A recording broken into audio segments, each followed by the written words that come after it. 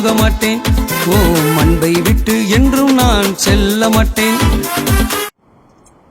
அன்பான தேவ பிள்ளைகளே, my beloved friends in Christ, நீங்கள் விரும்பினதை கிடைக்காமல் இருக்கிறதா?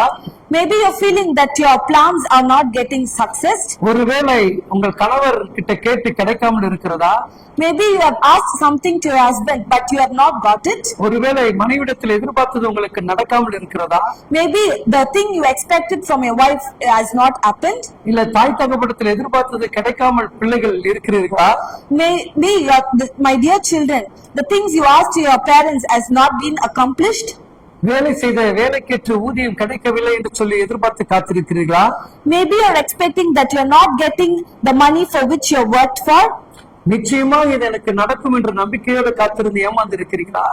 Maybe you are feeling that for sure this will happen but it has not happened.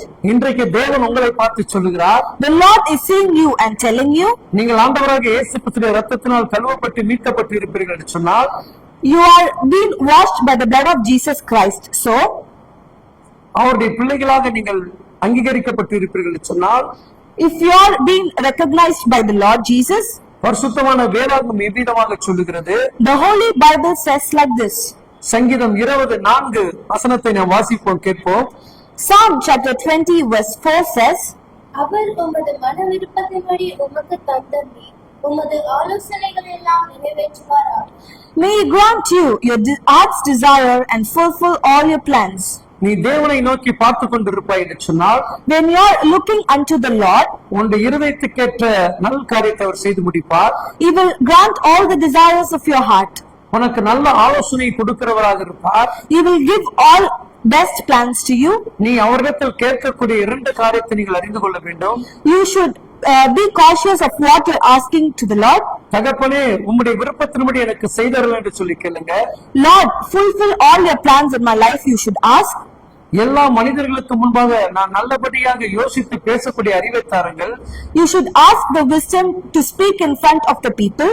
வேலை செய்யக்கூடிய தேவ பிள்ளைகளே, My dear people, those who are working, உங்கள் வேலைக்கேற்ற நல்ல ஆலோசனை தேவனிடத்திலிருந்து பெற்றுக்கொள்ள முடியும். you should get good wisdom from the Lord to work. படிக்கக்கூடிய நல்ல அன்பு பிள்ளைகளே, My dear children, those who are studying, உங்கள் படிப்புக்கேற்ற நல்ல ஆலோசனை தேவனிடத்திலிருந்து பெற்றுக்கொள்ள முடியும். you can receive all the wisdom to do your studies. குடும்ப வாழ்க்கையை நடத்தி கொண்டிருக்கிற என் அன்பு சகோதர சகோதரிகளே, My dear brothers and sisters, those who are running the family, உங்கள் குடும்ப வாழ்க்கையை நல்லபடியாக நடத்த தேவனிடத்திலிருந்து உங்களுக்கு நல்ல ஆலோசனை கிடைக்கும். the Lord will give you good plans to run your family. இந்த ஆலோசனை வேண்டுமா? Do you need that plan? உடனே முழங்கால் படியிடுங்கள். Kneel down before the Lord now. இயேசுவை நோக்கி பாருங்கள். Look unto Jesus. அவர் உங்கள் விருப்பத்தை நிறைவேற்றுவார். He will fulfill all your desires of your heart. Amen. Amen.